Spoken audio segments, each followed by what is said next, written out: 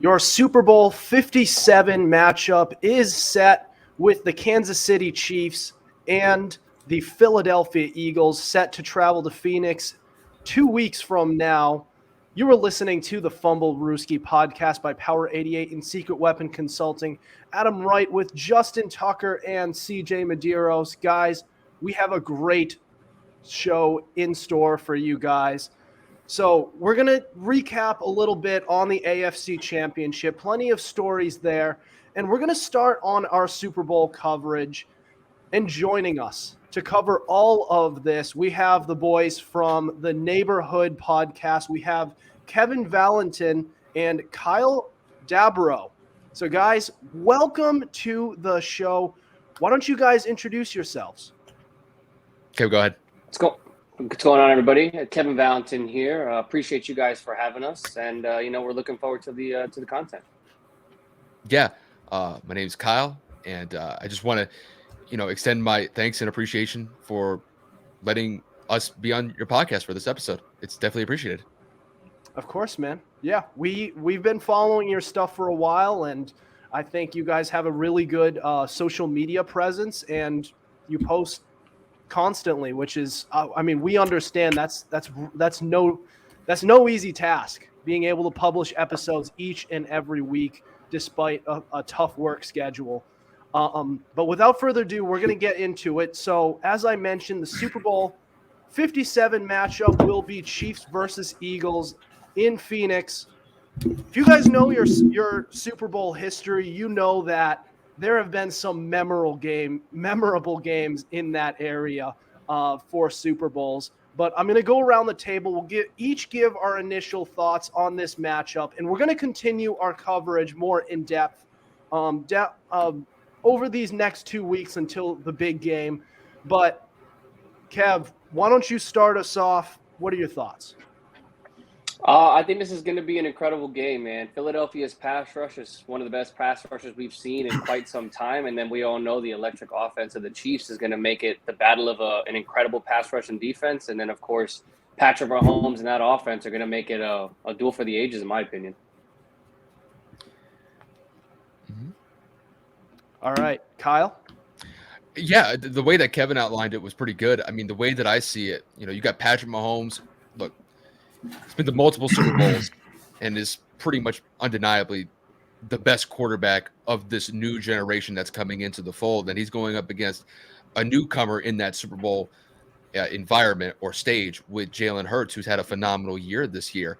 And I guess just something just to kind of keep our eyes on as we get closer to the game for Super Bowl 57 is how healthy are the Chiefs going to be, because they definitely got dinged up in that AFC Championship game. Pat wasn't healthy. They had a couple wide receivers go down. And yet despite that, they were able to overcome that and advance to the Super Bowl. And when you look at the Eagles are relatively healthy across the board. And I mean, as far as I see it, had they played the Super Bowl this week instead of the AFC and NFC Championship games respectively, I think just looking at it, the Eagles would have the advantage as far as I see it. But with 2 weeks ahead of us, I think the Chiefs are definitely going to be in prime position to make this Super Bowl 57 competitive against the Eagles. So it's going to be a good one. All right. CJ? I don't know what to make of the Super Bowls anymore. I really don't. You see, last year we thought we were going to get this high-flying offensive spectacular, with the Rams and the Bengals, and that did not happen.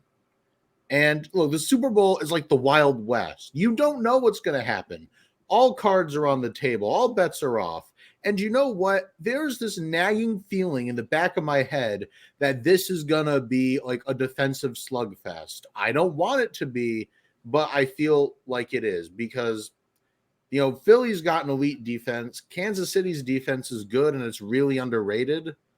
But, I'm a little concerned. Very slightly with Jalen Hurts because, while the Eagles did stomp the Niners, Jalen Hurts at best had a pedestrian game. And who knows where Patrick Mahomes is with that injury. So, like I said, everyone expects one thing, but the Super Bowl will always give you another. All right, Tuck, you're up. I'm not gonna lie. The Super Bowl name I came up with was the Kelsey Bowl, because Jason and Travis Kelce are going to be at the Super Bowl this year. Congrats to those two brothers that made it to the Super Bowl. That's pretty impressive. That's one hell of a family, in my opinion. But overall, I'm not expecting much. I think this will be a pretty intriguing game because I want to see how that offense of the Kansas City Chiefs will do against that Eagles defense, especially since they're a little bit banged up. I want to see what Patrick Mahomes does when four legitimate guys pass rush him all consistently all day long. I want to see if he's better on his leg now that he has 2 weeks of rest to prepare for the game. I want to see how his offense prepares for the Eagles defense and what they do well. And I kind of want to see what Jalen Hurts is able to do in the Super Bowl. It's his first time in the biggest game of his career when everybody wrote him off a season ago. I kind of want to know what he's made of, and I'm very intrigued by this game. I don't think it's going to be high scoring, but I think it's going to be very nip and tuck throughout the whole game. All right. So not only is this going to be the Kelsey Bowl, but a matchup of the 1 seeds. And with that, this is going to be the first ever, not first ever. This will be the first Super Bowl since 2017 to 18 season, which was Super Bowl 52, where the 1 seed has won the Super Bowl. That was the Eagles back in Super Bowl 52. We're not going to talk about that as a Patriots fan. Why not? There's some pain with that one, but We're just exactly. Tom threw for 500 yards in that game. I can live with that one. 500 yards, 3 touchdowns. It didn't matter because they didn't get the win. But the next year when they did win and his stats were bad, Brady still didn't get the credit. But I digress. All right. Now to my takeaway on this Super Bowl. Listen, you have Patrick Mahomes, who is the quarterback to beat in all of football. He is probably the league MVP, and he has now been to 2 Super Bowls. Now this will be a third. So this is the standard I always held with Brady, who is the previous quarterback of his time, is that he was able to do more with less, which is exactly what Mahomes was able to do this year. And I gave him credit for it. What a year for him. 41 touchdown passes with his best receiver being Juju Smith-Schuster, who's not a bad receiver, but he's not a wide receiver 1. And now Juju is banged up, and so is Kadarius Toney. So the way I look at this, going up against a team that top to bottom, the Eagles probably better than the Chiefs, is the quarterback able to overshadow some of the imperfections and win this game? That is going to be very telling of how great Patrick Mahomes is and how great he will be going down the stretch, because that's the way it is in the NFL. You're not going to have the perfect team. It's going to come down to leadership and how you are able to overcome these deficiencies. And that is the standard I'm going to hold towards Patrick Mahomes, because he is lauded as the best quarterback in the game right now and perhaps the greatest going forward in the future. So this is going to be a test of that, because he's been surrounded by more weapons than you can count over the course of his career. Exit Tyreek Hill, and here we are. Let's see how you do with Juju Smith-Schuster as your top wide receiver. Tom Brady did it with Julian Edelman twice as his top receiver. Pretty good. He's a big-time performer. He's not a wide receiver 1. But yeah, that's my takeaway. If you guys have anything else, I did want to change gears. Anything? I'm good. I'm ready for the next segment. I think we hit the nail on the head on that one. All right. Well, this is going to be a great matchup. And as I mentioned, we are going to get into some more Super Bowl coverage as this time goes on. You guys are probably going to want plenty of it. It's always the wait. In the Pro Bowl, I'm sorry, it just doesn't hold you over. It doesn't do anything. But we will be here for you. We're going to have 4 episodes, including this one to cover it. We have this Friday, next Tuesday, and next Friday. And we have our 3rd annual Super Bowl special coming up. So plenty of coverage coming up. But with that, we are going to move on to recap some of these conference championships. We're going to start with the AFC Championship, and more specifically, the officiating in it. They have faced some blowback, and we are going to talk about just how much water that holds. That's next. You're listening to the Fumblerooski podcast.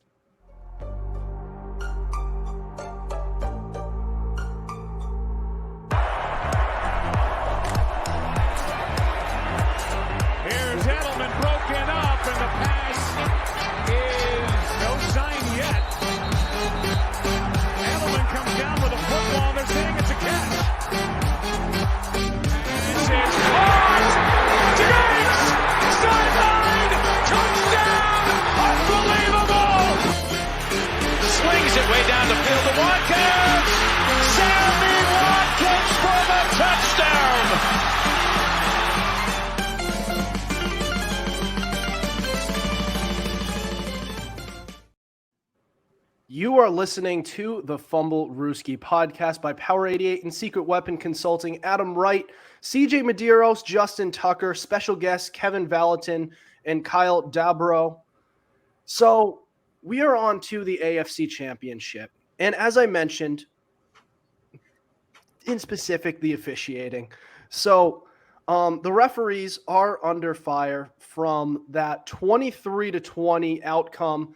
Chiefs, who were hosting the game, they came out victorious, and they are going to be Super Bowl representing for the Super Bowl. And there were several calls that are under question. And I jotted down a few. There were the Chiefs and their seemingly extra 3rd and 9 play. There was also what looked like a possible missed Trey Hendrickson, who is being held, possibly being held. There was an intentional grounding on Joe Burrow, and Samaje Perine seemed to be in the area. There was also a missed block in the back on special teams. And of course, there was also the unnecessary roughness called for Patrick Mahomes, which put the team in field goal position for the Chiefs to win it. So, guys, we'll go around the table. Is it or is it not an overreaction to possibly blame the referees for the outcome of the AFC Championship? So, I mean, quite honestly, I think it's a bit of an overreaction. I mean, we're talking about Joe Burrow having to make those 2 definitive mistakes in terms of the interceptions, right? The refs had nothing to do with him throwing the ball and making a bad read. Then you have the Bengals' ineptitude in the first quarter to be able to put points on the board. That has nothing to do with the referees. You're talking about the offensive line performance of the Bengals, allowing Joe Burrow to be hit 12 times and sacked 5. That has nothing to do with the referees. You know, sure, when you go and you magnify some of the things, I mean, missed calls are a part of the game. It happens in all sports. I mean, look at LeBron James the other day in the NBA. Clearly a foul on his wrist against the Celtics. There was no call there. I know the NFL, in terms of the playoffs, it's a lot more of a magnitude, but in reality, the Bengals sealed their own fate. They did not perform in the first half. They waited too long to turn on the offense. And yes, there were some questionable instances with the referees. But again, Joe Burrow was solely responsible for those interceptions, and that offensive line played poorly pretty much every single game except the Buffalo game the week before. Yeah, to solely blame the refs for what happened in that game with the Bengals losing that AFC Championship game, to me, that's a bit of a reach. Like Kev already alluded to, the Bengals offensive line did not win the battle on the line of scrimmage. They got absolutely dominated by that Chiefs front 4. And I'm going to be honest with you, I think when it came to the Bengals play calling and just their playbook in general in that game, they didn't make any adjustments. They should have been more heavily focused on protecting Joe and giving more time with him to work with. Like Kev said, he got sacked 5 times, got hit a dozen times on top of that. And in some of the most critical elements of the game, they just weren't able to execute. And some of the play calls and just some of the play design, I think, could have been improved. You know, when you look at the referee aspect, yeah, there were definitely some missed calls. To me, the block in the back, there were 2 of them on that punt return that I saw that weren't called. The intentional grounding, I thought, was a bad one as well, because like you said, Samaje Perine was in the area or in the vicinity. And even though that I thought the Joseph Asai one, where he pushed Patrick Mahomes out of bounds and set the Chiefs up for a game-winning field goal, even though that I thought that one was a good call, it just seems as if from an outside perspective, looking at this game, it did seem like the refs were tilted in a little bit of a favor towards the Chiefs. But I do not believe that indication or just that general sense outweighs the Bengals' mistakes in that game. Like you said, Kev, they had turnovers. Joe wasn't his best. Their offensive line lost the battle on the line of scrimmage. And as far as I see it, they weren't able to really bring a consistent pass rush against Patrick Mahomes, who was limited with that ankle injury. So to me, as far as I see it, the Bengals had way too many opportunities in that game to take advantage of. They missed those opportunities. And that's why they're going home and the Chiefs are advancing to the Super Bowl. That's just plainly how I see it. Yeah. CJ? So I had to think about this, and if I'm being honest, I think saying that the game was rigged is a reach, a huge reach, in fact. And look, I mean, yeah, the refs are going to make mistakes, but we've said this before. The Patriots, in the big Hunter Henry no call, how we've said it sucks, but you can't. You should never be in a point where a blown call can decide the game. You know what I mean? You never should let it get there. And when you really think about it, everybody says, "Oh, Samaje Perine was in the area." Yeah, a lot of people seem to miss the intentional portion of intentional grounding. Plain and simple, it didn't. It didn't get past the line, and it wasn't a catchable ball. So yeah, that's grounding. Furthermore, a lot of Bengals fans that I actually know have taken to their keyboards to say this game was rigged because the league wanted a Kelsey Brothers Super Bowl. I'm like, well, actually, most fans, the vast majority of NFL fans, wanted a Bengals-Niners Super Bowl. So wouldn't it make more sense for the league to rig it for the Bengals and Niners? I'm just saying. I'm just asking questions here. And look, I know we all want to blame the refs, but I can't agree with it. I really can't. And like Kevin and Kyle mentioned before, certainly doesn't help, when Joe Burrow gets sacked 5 times and throws 2 picks. If you want to blame anyone, I would say you blame the Bengals O-line. You're muted. I thought you were going to say my name first before I go. So you're just going to make me go. Yeah, He was waiting it for looked it. like you were going to go on a tangent, so I was like, Everybody step aside and take another just let him go. He was For rubbing those his hands together. He was ready to go. For those of you who don't know, just like the talk is typical a- Bengals, yeah. typical Bengals. Don't blame yourselves for causing those penalties. Don't blame yourselves for throwing 2 picks. Don't blame yourself for doing a roughing the passer.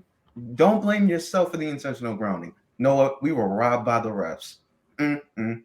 It's the refs' fault. Maybe if you didn't leave it up to the refs, you wouldn't be in this situation. But it's neither here nor there. It's not the refs' fault. In the beginning of the first half, you had an opportunity to stop the Chiefs from scoring a touchdown. It was 4th down. If you stop them, you get the ball back in okay field position, not the best, but again, they get no points. Guess what happens? Touchdown, Kansas City. Immediately when that happened, I looked at CJ, I looked at Adam, I said, let's go, because I needed that touchdown, and I knew from that point on, I had no faith in the Bengals winning this game. I knew the Chiefs were going to win it because they couldn't stop Patrick Mahomes when it mattered the most. When they needed to stop him to get the momentum back, they just couldn't. Whether it was self-inflicted or Patrick Mahomes just making better plays. That second touchdown that he threw between the defender having tipped it or whatever, that was an amazing throw by him. But again, it just resulted in Patrick Mahomes making a better play. I'm not sympathetic towards the Bengals, but I will admit if the refs cost them, but they didn't cost them this game. I believe it was all down to the Bengals' ineptitude, if anything, but it's the Bengals, so there's nothing new there. I'm not surprised by it. I'm not shocked by it. I expected it, and I'm so happy they're out. They were so obnoxious the entire time they were in the playoffs, so I'm glad that they're gone. But no, I don't blame the refs for what happened. It was 100% the Bengals' fault that these things happened, not the refs. Coming from the unbiased Ravens fan. Yeah, no bias whatsoever. No bias whatsoever. All right. Listen, it is so because the officiating, there's no 2 ways about it. Very, very questionable. But you got to control what you can control. And when you go from allowing 1 sack and flexing it to the entire league that your backups can do all of this, to the very next week allowing 5 and allowing your quarterback to get hit 12 times, that's a bit of a problem, especially when their interior defensive lineman, Chris Jones, got 8 of them. That really is something. And I kind of alluded to this before the game, and I was so close to picking the Chiefs to win. I was so close, and I didn't. And, you go from facing Bills defensive line that was very middling when it comes to pass rush to the number 2 pass rushing team in the Chiefs, then it's going to come off as a little bit of fool's gold. And that's kind of the issue you had here. Joe Burrow was not able to get the ball out. He had a defender in his face every other play, and he also made some mistakes of his own with 2 picks. And when you keep the game close like this, then you leave it in the hands of the officials, and then they're going to make a call that you don't like because they ultimately are human. I've stressed this for years now. For every single questionable play, that one play in 2018 where the Saints were robbed of a Super Bowl, where the 2017 AFC Championship, the Jaguars always say they were robbed of a Super Bowl appearance. You can't leave it that close for that to happen. You just can't, because this is going to happen. Control what you can control. That's my basic 2 cents on that. You can't. I mean, there were a lot of mistakes that you made, Bengals, that you could have reversed, that you could have fixed. Also, I'm sorry, but that one play where I'm completely blanking on his name right now, where Mahomes got shoved when he was out of bounds. Joseph Osai. Joseph Osai. Yeah. That was, while it wasn't the hardest push, he still did it. Can't happen. You can't do that. You can't do that. He may or may not have been frustrated, but this is like, it would have gone to overtime. No, it wouldn't have. Adam, I do want to say one thing though about the whole thing with Joseph Osai.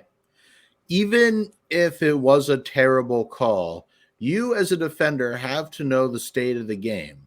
You have to know this is an offensive-friendly league, and the quarterbacks, especially the superstars, are going to get every questionable call. Even if they're not quite out of bounds, even if they have like a foot in still, you can't touch them. Even if they're right there, you can't touch them. You kind of just have to like body them out of bounds. You don't put your hands on them. Like I said, bad call or not, you as a defender, you have to know this. I agree. And what I'm trying to say is you need to understand the context of the game when you do something like that. Because if he just didn't touch him, then they would have been out of field goal range. They would not have been in field goal range, and there would have been a chance they stopped them. You get the ball back, you run the clock out, and you're playing in overtime. And then it's anyone's game at that point. But they didn't. That's a careless mistake. You can't blame the refs on that one. It may have been an iffy one, but you can't leave it. You can't leave it up to the officials to decide your fate when it gets that close. You control what you can control, and you can control whether or not your offensive line allows 5 sacks. That's just. Hey, I just want to make one final point. Yeah. If Bengal fans are going at it this way, where they're going to blame the officials for how this game transpired. I mean, guys, we could look back at the tape a couple of weeks ago when the Bengals were playing the Ravens. When Tyler Huntley fumbled the ball and Sam Hubbard is running it back the other way, are we just going to completely forget that Mark Andrews, who was chasing him down the entire time, got legitimately pushed in the back and there was no block in the back call there? But I know this for a fact. Bengal fans definitely knew that they got away with one there because everybody knew that was a block in the back because Mark Andrews was going to catch him. Yep. But in that case, okay, we'll just kind of turn the cheek and we won't say anything about that. But even though that I'm of the mindset that there were some questionable calls by the referees here, there were some missed calls. There's no doubt about that. But to solely blame the refs for the Bengals losing this game, if the Bengals fans are going at it in that type of, if they're just saying that for their rhetoric, that's not the right way. You know that you got away with one, in the wild card round against the Ravens. It happens. Sometimes the calls just don't go your way. And like Kev said, like pretty much everybody else has said here, you got to control what you can control, limit your mistakes. And the Bengals had opportunities to take advantage of. They didn't, and that's why they're going home. It's honestly that simple. Yeah, I mean, you couldn't have said it any better there. But to change gears, we're going to go to the NFC Championship. So where the AFC Championship, the Bengals left it too close to win the game. The 49ers, different story. We'll get to that next. And also their quarterback situation. Now that Brock Purdy's going to be out 6 months. That's next. This is the Fumblerooski podcast.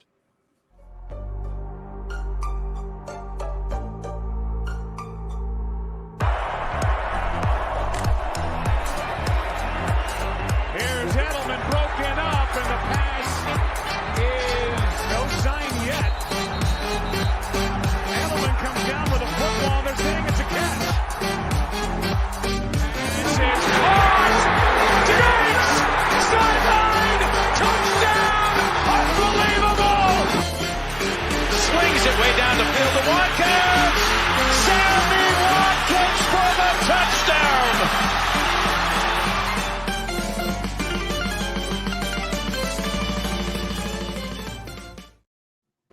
This is the Fumblerooski podcast by Power 88 and Secret Weapon Consulting. Adam Wright, Justin Tucker, CJ Medeiros, special guests Kevin Valentin, and Kyle Dabrow. So, the 49ers are not going to the Super Bowl like many of us predicted. So the final score, the Philadelphia Eagles won 31-7, but in the loss, quarterback Brock Purdy went out with a UCL tear, and he is expected to be out 6 months. He played through the tear, but the entire first half he was not playing.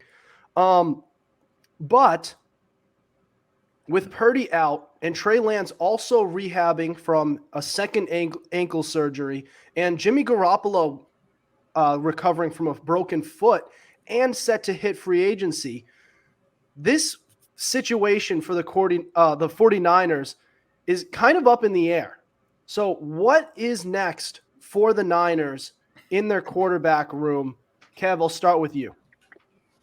So, I mean, you could really look at this one of two ways, right? Obviously, Trey Lance has got the inexperience here, right? So that was your golden child. You drafted him. You traded up to get him. He unfortunately gets hurt within the second game of the season.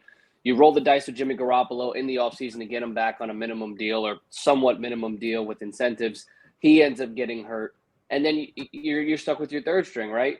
Moving forward, Jimmy's probably going to chase a bag somewhere else. If I'm the 49ers, I'm trying to get in on that because the only consistency in the 49ers quarterback room is injury at this point. Unfortunately, it is what it is over the last couple of seasons. Trey Lance is still on that rookie deal. You try to bring Jimmy back. If Brock is still going to be out this long, I mean, we talked about 6 months. That could be even longer when you add rehab or any complications. So we don't know what's going to happen with Brock. That's a baseball injury with that elbow, with that ligament. So I don't know what's going to happen. But with this upcoming quarterback draft, there are a lot of good prospects in this. But the issue is San Francisco doesn't have a first or second round pick, but they have multiple thirds. So do you package some of those to trade up to get somebody, whoever's left in that first round? Do you trade up to get somebody on the second day in the second round? I don't necessarily know. But if I'm John Lynch, I'm 100% looking at least entertaining the thought of bringing back Jimmy to say, listen, you see what we have here. You got to be able to either compete for Trey or with the job for Trey, or you accept, you're going to be a backup, or they chase somebody out there in the draft, because I don't think free agency is an option, quite frankly, with whatever's happening with Lamar Jackson and that free agency. Baltimore's already committed to at least giving him everything that he wants. It's just a matter of how much will be guaranteed.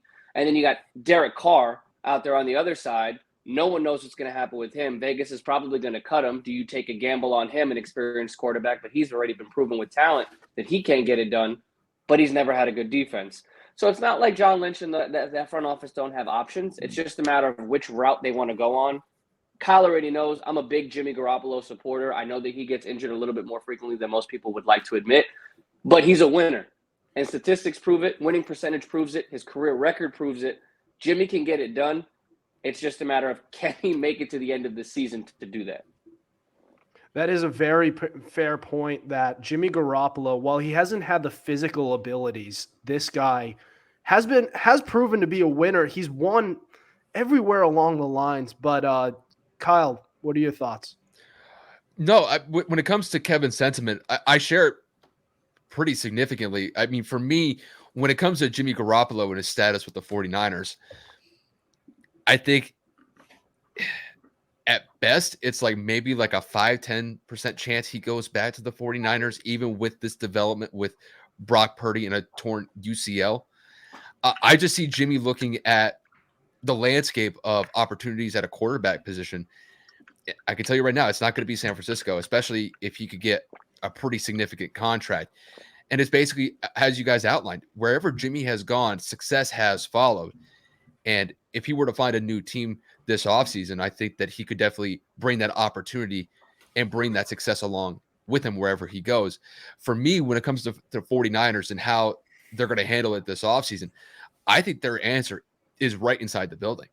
I think that they have two legitimate quarterbacks that they could potentially utilize next year. And I think what actually is going to take place this offseason is, well, first of all, Brock's going to recover from his UCL tear. He's got to get surgery on that. He's got to get that rehab done first.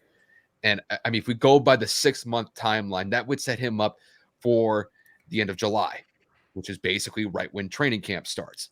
I imagine the 49ers are going to be a little bit hesitant, or they're going to slow roll it with him and kind of ease him back into the swing of things once we get into August and then we get into some preseason games.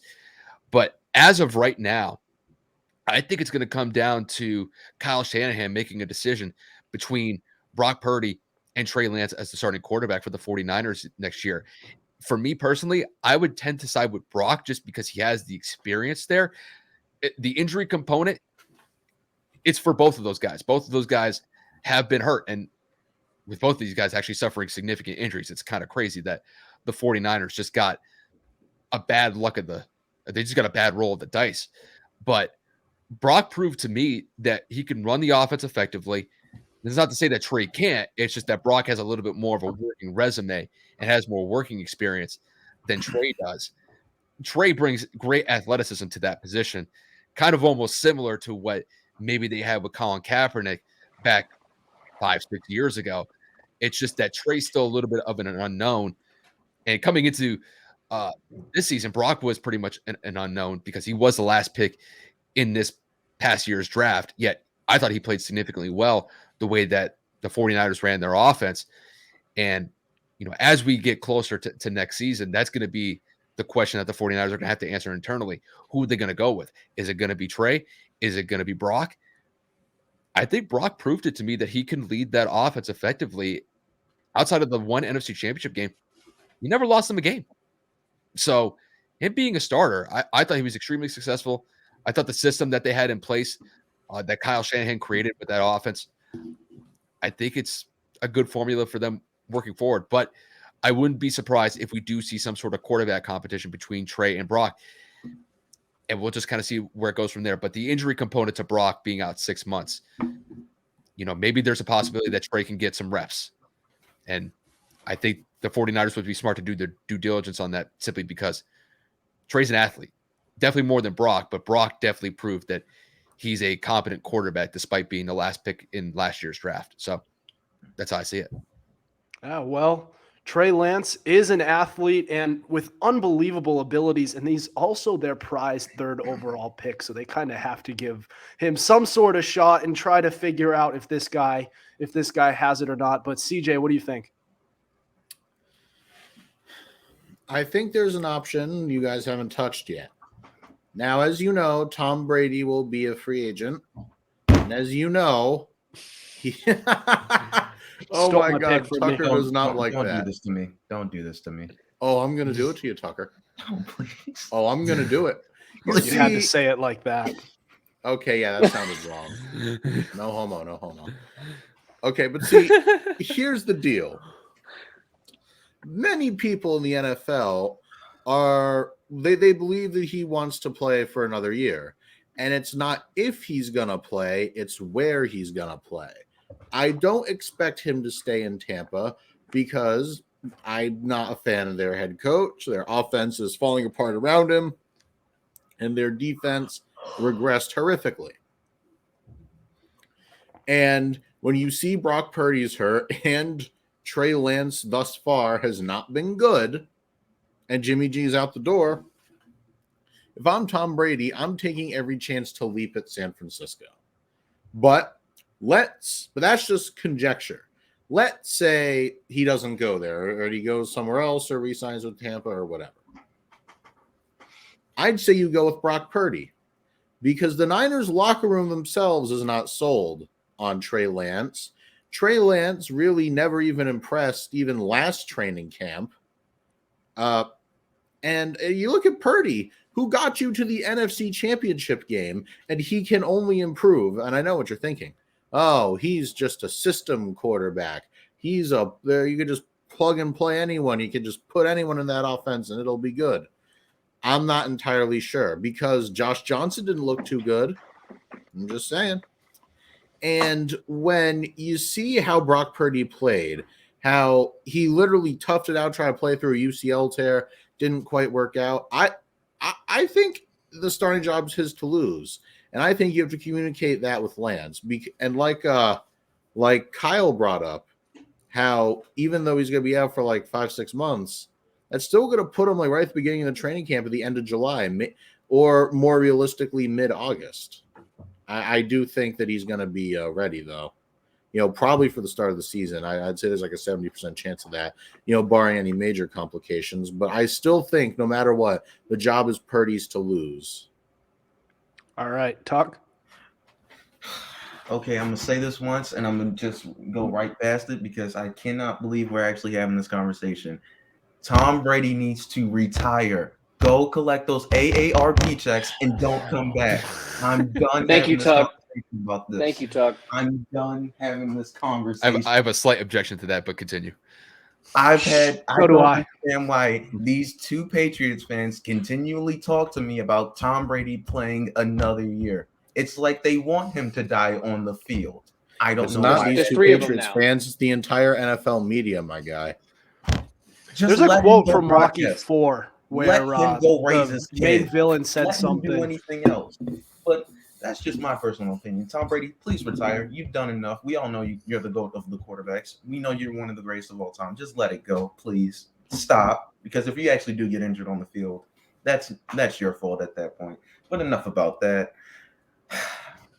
As much as it's kind of hard to defend Trey Lance for the position because he's supposed to be the franchise guy, and he's been outplayed by two other quarterbacks, which is kind of nerve-wracking if you're the front office of the San Francisco 49ers. It makes you hesitant to get rid of Jimmy G, even though you know you're probably going to have to do it.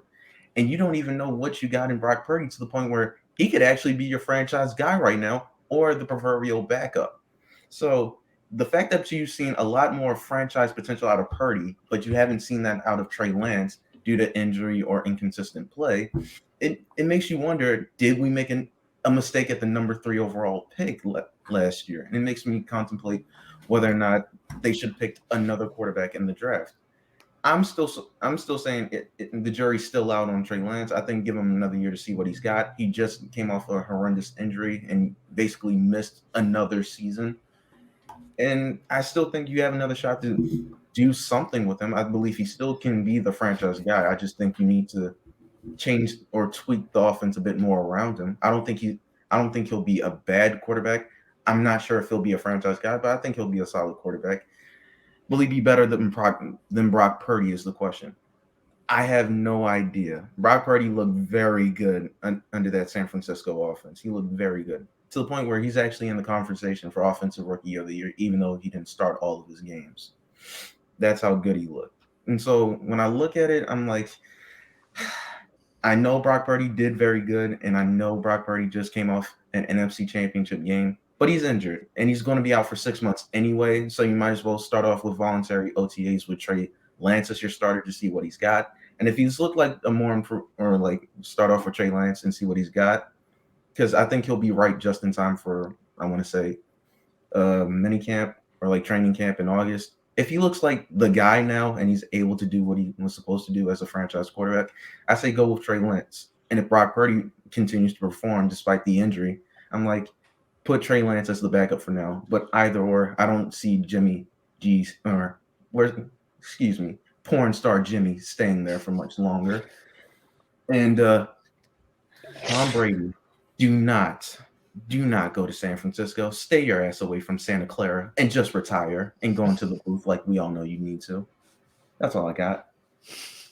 This is going to be the second episode in a row where I point out that porn star said, every time everything I touch turns to gold, and then 4 weeks later he tore his ACL. But, okay. So, looking at Brock Purdy and Trey Lance, these guys, so one of them is the third overall pick. You have to give him a shot. You just have to. And you also have Brock Purdy, who, under the limited amount of time he played, looked good. They deserve another shot. Mm-hmm. Jimmy Garoppolo is probably out the door because, again, he's in to get a starting job. It looks he's proven to be a winner. He's convinced the rest of the league. He's probably out the door. That being said, these guys, those two aren't really ready. Trey Lance, absolutely not. He's not ready yet. And Brock Purdy, he still has to recover from this UCL injury. And after that, perhaps he could use some more development. And you look at this roster around us, which is absolutely top to bottom, besides the quarterback position, stacked. You have a defense that has looked awesome in the past couple of years. You have an offensive line that can protect anybody. You have playmakers everywhere when it comes to the offensive skill positions. So, looking at that quarterback position, if there's anything I've learned in sports, it's that your window is almost never as long as you think it's going to be, unless you're the New England Patriots. Oh my God! It's never as long. It's almost never as long as you think it is. So you need to go out and try and get over the hump, because don't look now, but this 49ers team has been to 3 out of the last 4 NFC championships and has still failed to get over the hump and win a Super Bowl. Mm-hmm. So what do I look at? I look at these two players who could potentially be on the move. You have, yes, a Tom Brady. You have an Aaron Rodgers, who both could very well be changing teams this offseason. You need to invest in one of those two guys and go out and complete this team, which seems to only be missing the quarterback. That seemed to be their Achilles heel the past few years. Get that quarterback, go win a championship, and you can do that for the next 1 to 2 years while you're waiting for one of those two guys to develop in Brock Purdy or Trey Lance. Because you can't keep on floundering back and forth between these guys when you have such a great roster. And I haven't even mentioned the coaching, which has been brilliant on the offensive side. You've got to go out and get one of those guys, because you may miss your chance to contend once they do find their quarterback of the future, because maybe it'll be too late. Players will age. I know Christian McCaffrey is not going to be healthy forever. That was a complete surprise out of left field, but he did stay healthy. And they have had issues with health on that team. So who knows how long it's going to last. Take advantage of it. That's basically, Adam, please tell me you're not saying Tom Brady should go to San Francisco. I understand Aaron Rodgers, and I'll let that one slide, even though I don't think he should go. They have 2 quarterbacks that could be considered franchise guy. They don't need Tom Brady. Let him retire. Let him go. The boyhood dream is over. Just let it go. Let him raise his kid. Please let it go. No, I couldn't agree more, Tuck. I actually have a counterpoint to the Aaron Rodgers situation. So Kyle and I actually talked about this earlier in the week as well. San Fran's got some big issues on this team in Free general. agents. They have a lot of key free agents that are going to either be leaving or San Fran's going to have to make a definitive decision on who they are going to extend. Not to mention today, D'Amico Ryans just left. He just signed a 6-year deal to become the head coach of the Houston Texans. So a lot of those key defensive pieces may not even come back. So in terms of what they have to do in terms of shelling out to re-sign players, Aaron Rodgers is due somewhere up to $50 million a season for the next 2 years. How is that going to happen? How is that going to affect the front office in terms of the decision-making? And I'm actually going to disagree with the Trey Lance point as well in terms of he's the third overall pick. He's earned his spot. I've said this a multitude of times. I don't care if you're drafted number 1. If you suck or if you're not available, it's unfortunate. The NFL is a business. If you're not there and you're not reporting for your job, point blank period, I can't continue to pay you. I can't continue to give you opportunity after opportunity. Mr. Irrelevant, 200 and whatever number overall pick. He's getting paid pennies compared to Trey Lance. If he did good, why am I going to continue to ride out? Let me ride that Trey Lance value on the trade market.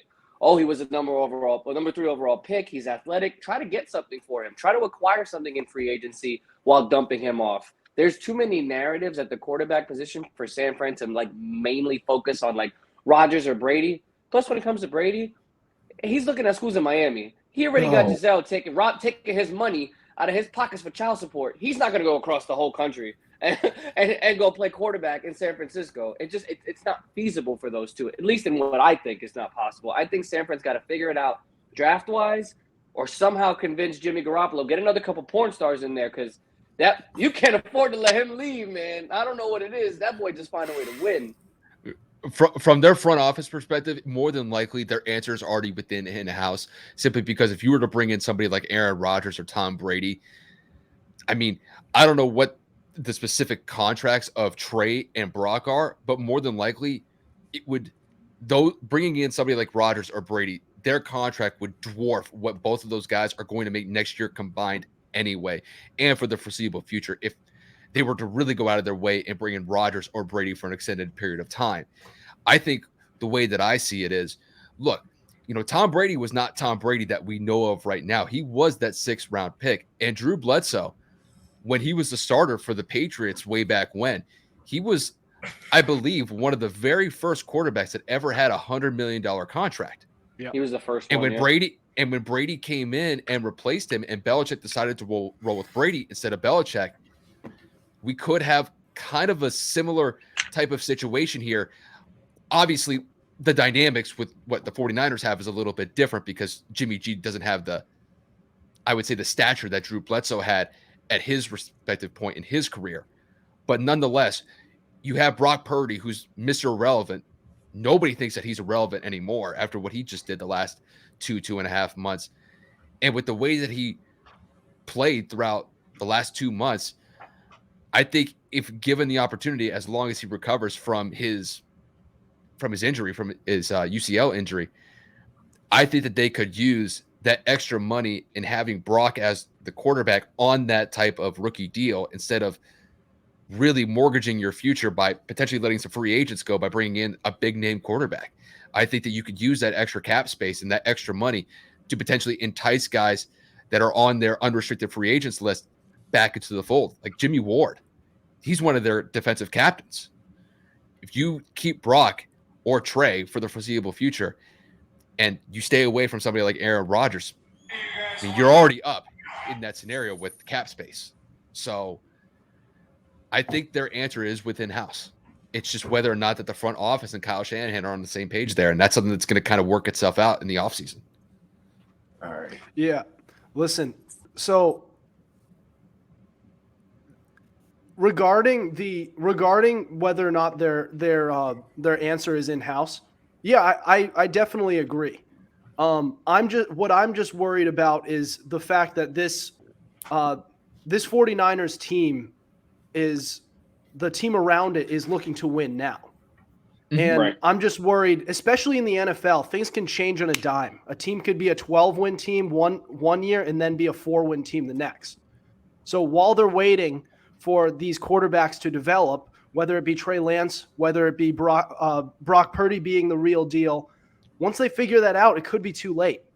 And I just think they could be in a similar, in a way, position as the Rams were at one point.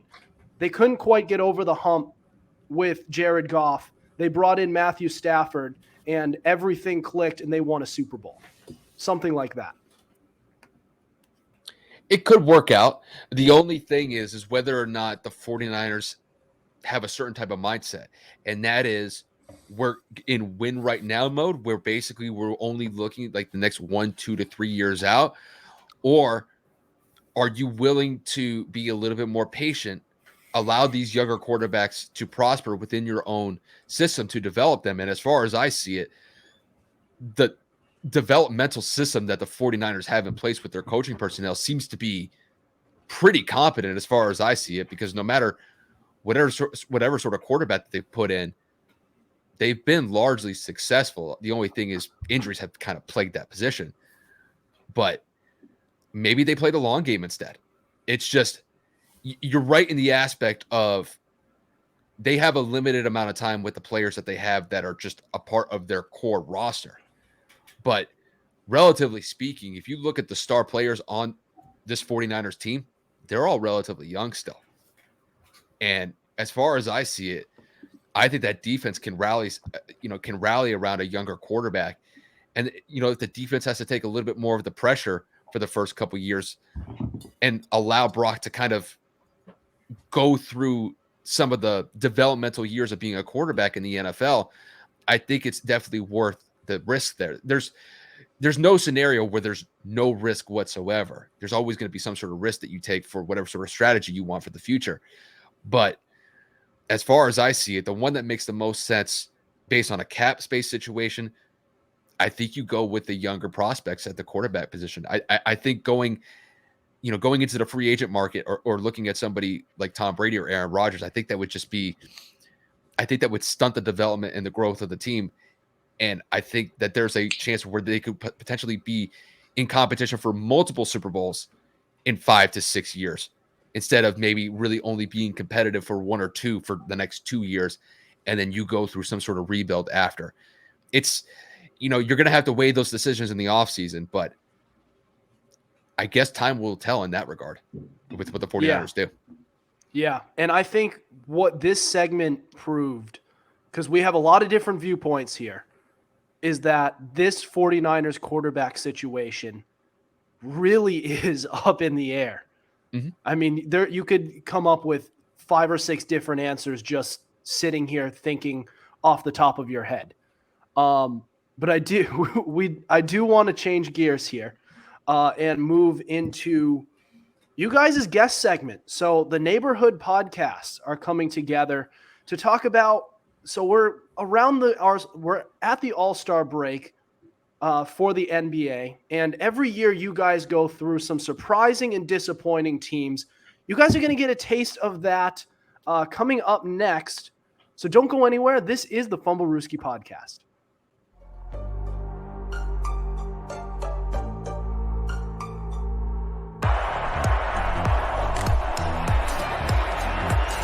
Here's Edelman broken up, and the pass is no sign yet. Edelman comes down with a football. They're saying it's a catch. This is caught. Diggs! Sideline! Touchdown! Unbelievable! Swings it way down the field to Watkins. Sammy Watkins for the touchdown!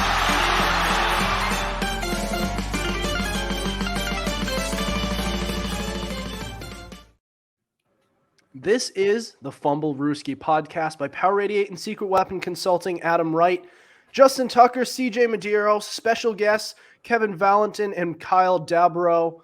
All right, so we have officially reached the guest segment of our show, sponsored by Secret Weapon Consulting for business plans, secret shoppers, bar spotting, server and manager training, and so much more. Visit www.secretweaponconsulting.com.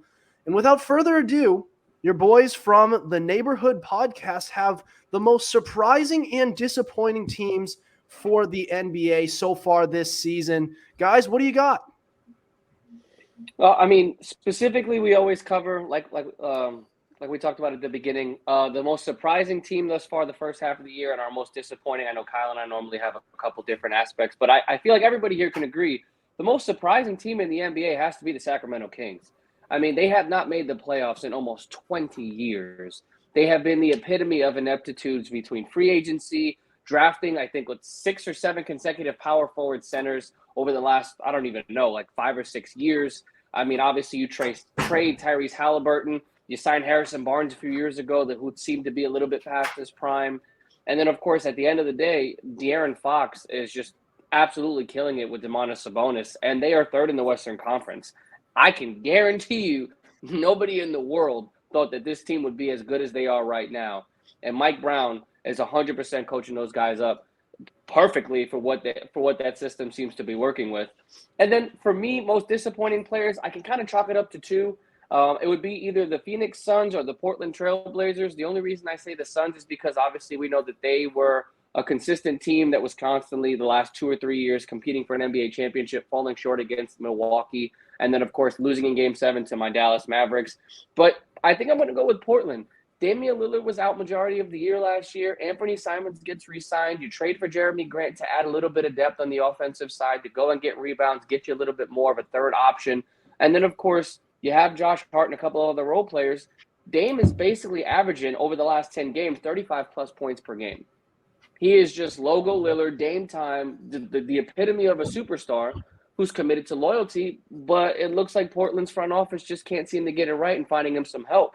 So, I mean, at a 24-26 record right now, Kyle had said it before we started recording, there's kind of like a backlog between the 12th and 5th seed in terms of like within 3 or 4 games of each other. So there's still time for them to turn it around, but I definitely thought Portland would be a lot more competitive thus far in this season. Yeah, and then for me, I'm going to basically piggyback off of what Kev said with the most surprising team in the NBA is, and that's definitely the Sacramento Kings as far as I see it. And, I mean, guys, I'm going to just ask you guys straight up. Did any of you ever think that the Kings would be in a situation where they wouldn't be not only competitive in the Western Conference, that they'd be top 3 in the Western Conference? Not top 3. I thought they would be competitive. Not in my lifetime. Guys, like, you know, to like put this in perspective, the last time that they were competitive in my memory 02, was like 02. That was the Chris Webber, Vlade Divac, Mike Bibby era. I mean, that was a good team, but they just couldn't get over the hump against Shaq and Kobe. I mean, look, if you lose to a duo like that, I mean, there's nothing to be ashamed of. You're talking about 2 of the greatest players that ever played in NBA history in Kobe and Shaq. But their last playoff appearance was in 2005, 2006. And Kevin and I have like this running joke when it comes to really bad teams in the NBA. We basically consider them a black hole. It's where basically careers in the NBA go to die because, I mean, there was a long stretch where why would you want to go to Sacramento? There's no reason for that. You're just there for basically a check. And all right, once my contract goes out, all right, we'll see what we can do. Or, you know, if he doesn't want to stay there that long, all right, we'll request a trade and we'll get you out of here. But now that the Kings are actually in a competitive space in the Western Conference, they have a really good young core around De'Aaron Fox, Domantas Sabonis. You got Kevin Huerter. You got some vets in there like Harrison Barnes, like Kevin just alluded to. They have a good system to work with. And we have a coach like Mike Brown at the helm, who is a veteran coach in the NBA. I think that's a good dynamic. And I think that's a good formula for the Kings moving forward. Do I think that they're going to the NBA Finals this year? No. But the fact that they're competitive and they're in a top 3 situation right now in the NBA, it's something to be commended of. And, I mean, to me, it was an easy pick, you know, with the most surprising team being the Kings. They've definitely earned it as far as I've seen it. And when it comes to the more disappointing teams in the NBA, guys, I'm going to check my bias here. Look, I am a Lakers fan. The fact that they are the 3rd worst team in the Western Conference, I'm actually going to select them as my most disappointing team in the NBA. Now, I fully understand that coming into this season, there wasn't much of an expectation with the Lakers being a championship caliber team. Maybe at the far end, you can maybe say that they'd be somewhat of a competitive team for the playoffs. They're not even at that. And that's despite the fact that you have LeBron James, who just turned 38, and he is playing like a man possessed. Guys, he has put up multiple 40-point performances. He is single-handedly carrying the team on his back, and yet he has no help around him whatsoever. Anthony Davis can't stay healthy. Their next best options on that roster are Dennis Schroeder, Patrick Beverly, Russell Westbrook, who's actually having a pretty decent year coming off the bench. He's definitely somebody that should be considered for Sixth Man of the Year as far as I see it. I don't know if he'll win it, but he definitely deserves to be in that conversation. But it's just too hit or miss for me. You know, LeBron, I know what I'm going to get from him, despite the fact that he's 38 and he's basically at the tail end of his career. It's just they're not playing consistent basketball. LeBron is, but at a certain point, like, he's going to run out of gas. And, you know, unfortunately, you're seeing these great performances from LeBron end up in losses.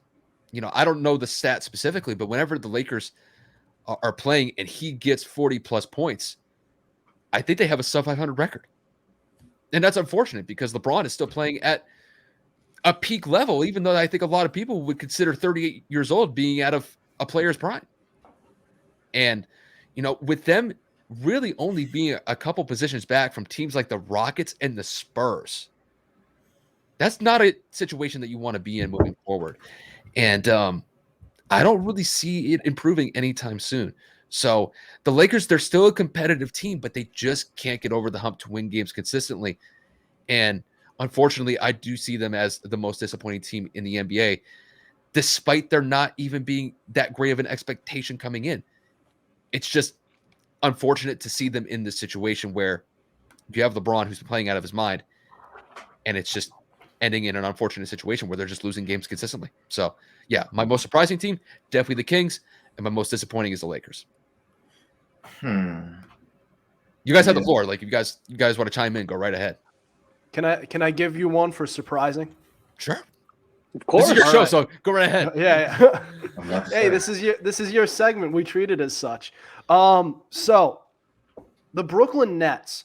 So yeah, they have the talent, but they also, age is not on their side.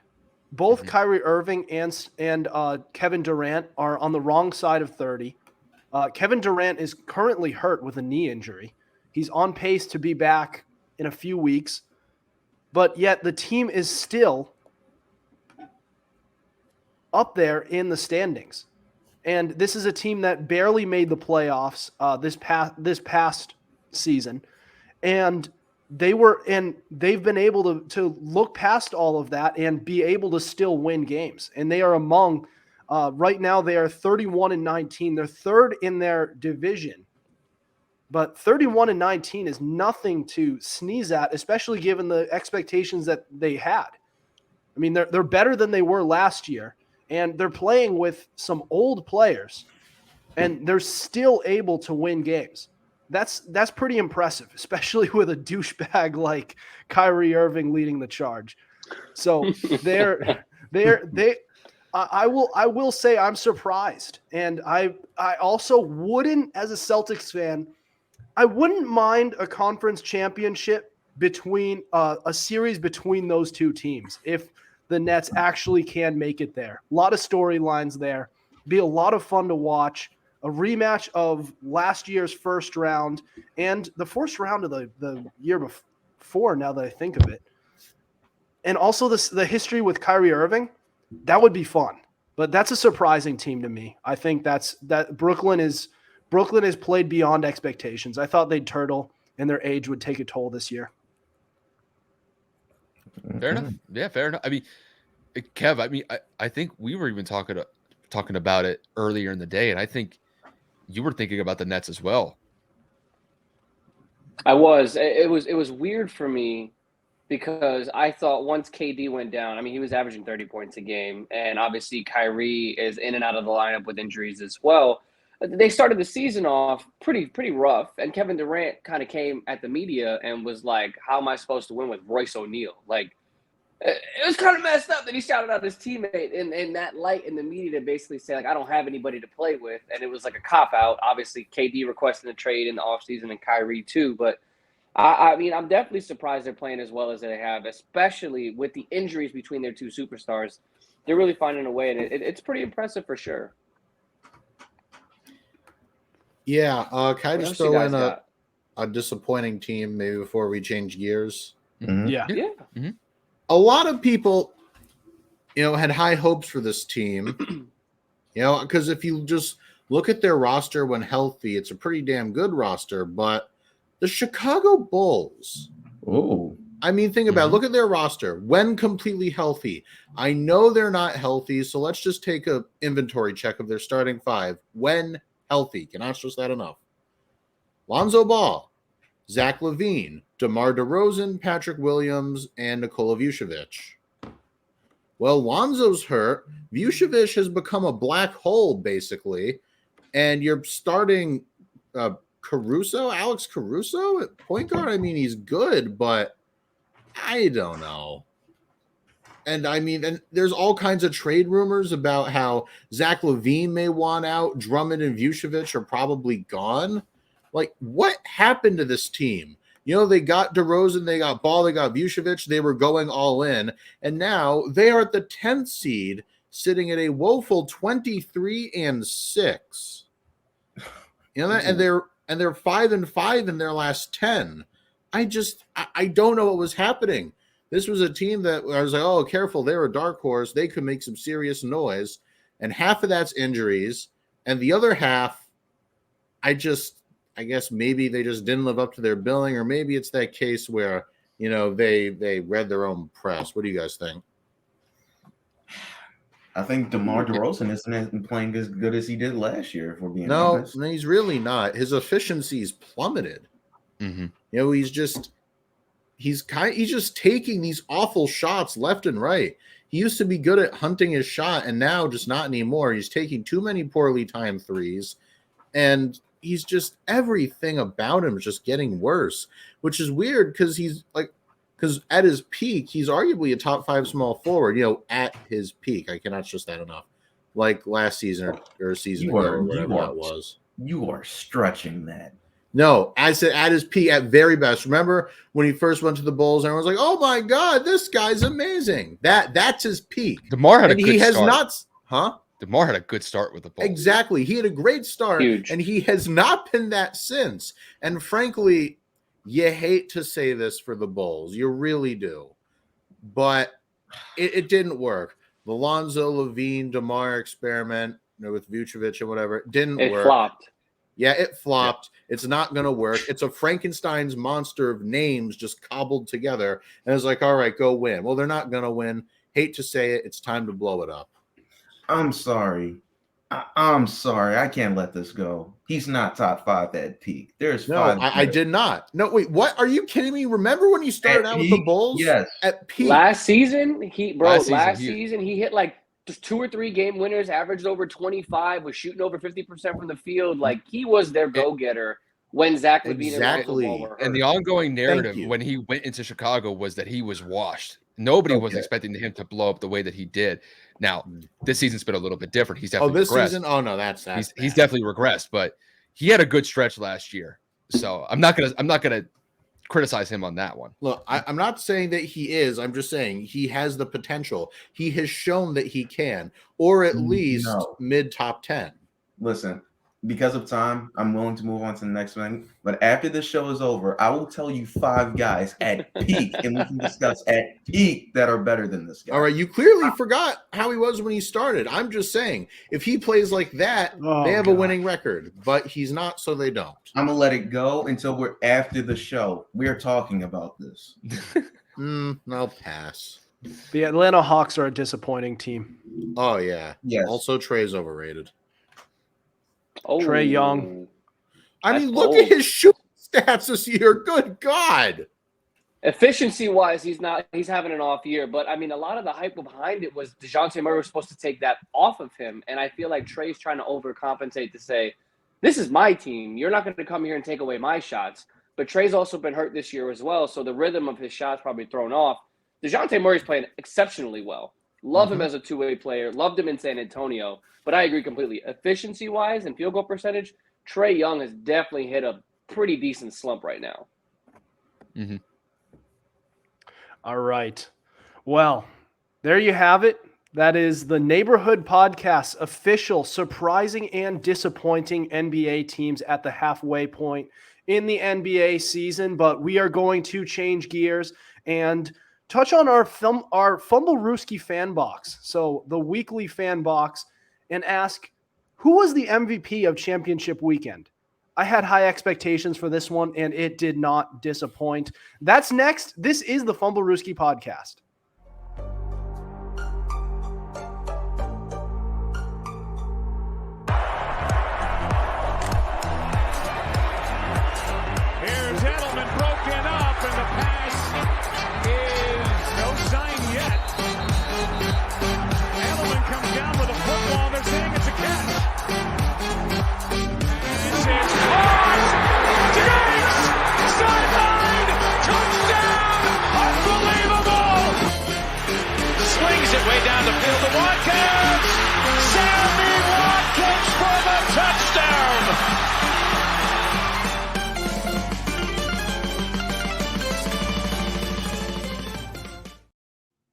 Welcome back to the Fumblerooski Podcast by Power 88 and Secret Weapon Consulting. Adam Wright, Justin Tucker, CJ Medeiros, special guests Kevin Valentin and Kyle Dabrow.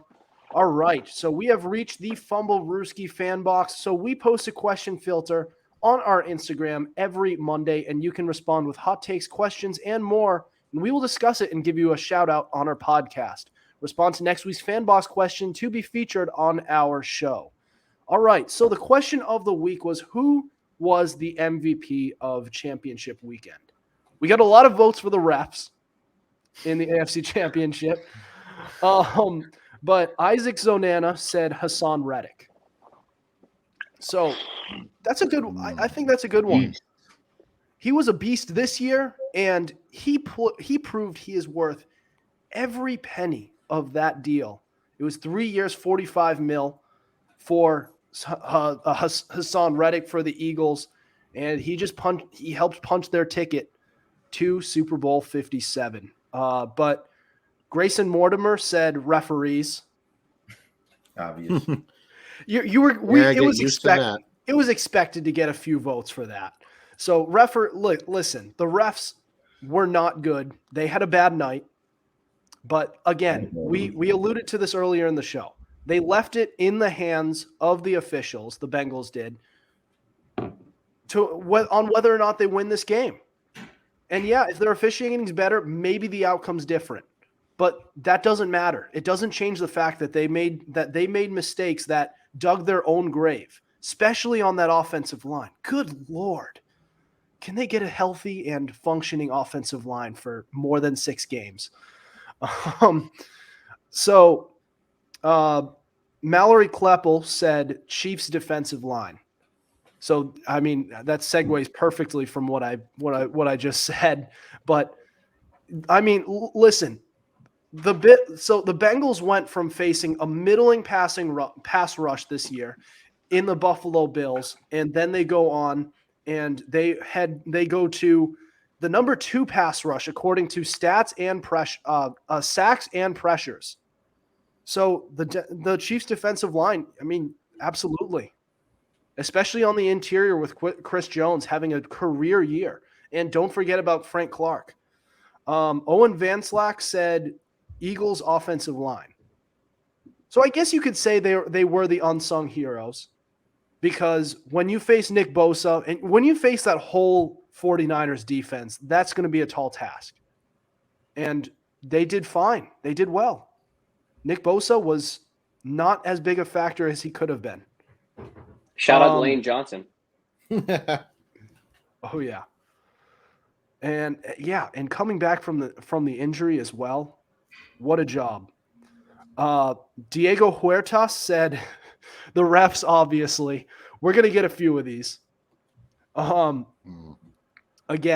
I'm going to stick with what I said earlier. You have to control what you can control.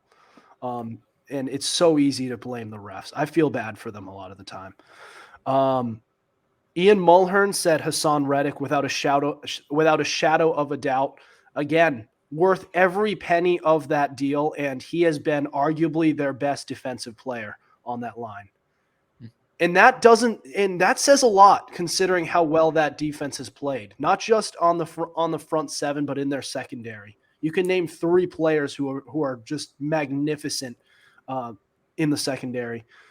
Daniel Blasiak said Eli Apple. Wow. Kev's got some thoughts about Eli. Want to elaborate? Kev's got some thoughts. Listen. I have said since Eli Apple came out of Ohio State that he was a scrub. I'm standing on that hill. I'm going to die on that hill. He was horrible with the Giants. He was exposed in multiple coverages. He sucked on the Saints. And he kind of played a little bit better. And then, listen, he's the biggest trash talker on social media when it comes to him doing absolutely nothing relevant in game. So for him to start coming at specific receivers and teams and then have a massive pass interference call on him because he couldn't stay in front of a wide receiver, he sucks. He's the last person I ever want to see on social media again. Yeah, you know his mom even talks trash on social media too. And I remember his mom was talking so much trash when he got to the league. It's like, wow, she could probably play better corner than her son. However, did you hear she deactivated her Twitter? Because she got bullied. So Wow. So you know what they say: what goes around comes around. Ain't that the truth? All right. Well, Kev, you said you're gonna live on that hill and die on that hill. You're thriving because you're not dying. You're gonna beat anyone who tries to fight you on that. But I'm doing what I can. I mean, God, you talk about the textbook definition of riding someone's coattails. I mean, what this Bengals team has achieved has been nothing short of extraordinary in the past couple of years, especially with their issues at offensive line. But then Eli Apple has to ruin it all by talking all this garbage. Everyone knows he's not very good, except maybe a few Bengals fans who might be delusional. And his mom. Apparently. Yeah. It's just, all right. We could talk about this forever. Patrick Wilver said Ron Torvert. And for those of you who don't know who that is, that was their chief. That was the crew chief for the officials. So another vote for the refs. And Eli Turner also said the refs. And I didn't get around to researching who this is. So Kaylee Morton said James Winchester. He's the long snapper for Kansas City. Well, clutch. Did his job effectively. James Winchester, don't you know? Jeez, you're on clutch. Yeah, I know nothing about the NFL. I shouldn't have an NFL podcast. You know, James Winchester, 5 touchdowns, leading over the Bengals. Absolutely. Greatest long snapper of all time. Exactly. All right. And I think we got one more. So it was Floodster Sports Zone. It's Grant Flood's sports page. He said Jaguars legend Gardner Minshew and his 2 quarterback kneels. He's a Jaguars fan, so that's but he was very happy earlier in this postseason. And bright future for that Jaguars team. But Gardner Minshew, one of the better backup quarterbacks, I would say, in all of football. He's a guy where if you miss him, depending on the matchup, of course, if you are missing your starting quarterback for a game or two, depending on the matchups, you could not even miss a beat. You could be fine. But obviously you want Jalen Hurts in there for most of the time. We learned that from the few matchups that we got towards the end of the season where Gardner Minshew had to start. He played well against the Cowboys, but the Cowboys, they're the Cowboys, just the Cowboys. All right. So dangerous in the regular season. Dangerous in the regular season. Different story in the postseason. And when will they ever win a Super Bowl? It'll be a while. Not in our lifetime. I'll be long gone. It'll come one year. It'll come one year. They have to do it eventually. But all right. Do you guys have any other thoughts before we end the show tonight? Nope. It was a short one. So it was great. It was great getting you guys all together. I guess in other news we could touch on real quick. I could just give the news. Sean Payton is now the head coach of the Denver Broncos. So a big upgrade from Nathaniel Hackett to possibly a future Hall of Fame head coach. And he has the track record of very strong offenses. This guy now working with Russell Wilson. He's got Cortland Sutton, Jerry Jeudy, running back Javonte Williams. He'll have his work cut out for him in order to turn things around. But yeah, we'll probably touch on that more in depth on Thursday. We had a loaded up episode, so there wasn't much that we could do. But for our Friday episode, that is what will come out. And as I mentioned, plenty of Super Bowl coverage to come. So don't you guys worry about that. But Kev, Kyle, thank you so much for joining our show. I'll give you guys the opportunity to plug your podcasts and, promote. Okay, go right ahead. Sincerely, can you guys hear me? One of my AirPods died. I can hear you. I can hear you. You're good. Okay. Perfect. Just wanted to make sure. First and foremost, we want to thank you guys. I mean, Adam, Justin, CJ, I mean, we wouldn't be here without you guys. Sincerely love the podcast and what you guys are doing. And the dynamic between the three of you has been great. So Kyle and I are very, very grateful for the opportunity. And then Kyle, I don't know if you wanted to say anything, because I think this one's about to die too. If you want to plug that in, I think this is literally about to kick the boot. Yeah, I mean, Kevin and I were a part of the Neighborhood Podcast. You guys can find us on our YouTube page at the Neighborhood Podcast, our Twitter page. I guess the username associated with that isn't the Neighborhood Podcast. It's Kevin_Kyle_pod. That was the only username that I could find available to us. So we stuck with that one. So that's our Twitter handle. Then you guys could also find us on Instagram, TikTok at the Neighborhood Podcast. We post content pretty much on a daily basis on those platforms. The same goes with YouTube and Twitter. But outside of that, just to piggyback off of what Kev said, we definitely appreciate you guys for allowing us into your podcast here at Fumblerooski. And, maybe at some point in the future, maybe we can get you guys on an episode and, maybe try to cross paths once again, because I think I could speak for Kev here on this one. I genuinely enjoyed the time just talking sports with you guys, and maybe we should do it again sometime in the future. Absolutely, man. Of course. Yeah. Thanks for joining us. We had a great time too. We ran a little bit long, but when you have 5 people on one episode, that's going to happen. I told you guys before the show that we try to shoot for 48 minutes, and we overshot a little bit today by probably about double. But all right, so that'll do it for us tonight. Thank you for listening to us. We have new episodes out on Tuesdays and Fridays at 7:30 p.m. Eastern Standard Time. Be sure to subscribe to our YouTube channel. We also have all our episodes available on Spotify, Spreaker, Apple Podcasts, iHeartRadio, Google Podcasts, and so much more. Also, be sure to follow our Instagram at Fumblerooski_podcast to keep up with our podcast and the latest coverage on the NFL. Otherwise, we'll see you next week. Over and out.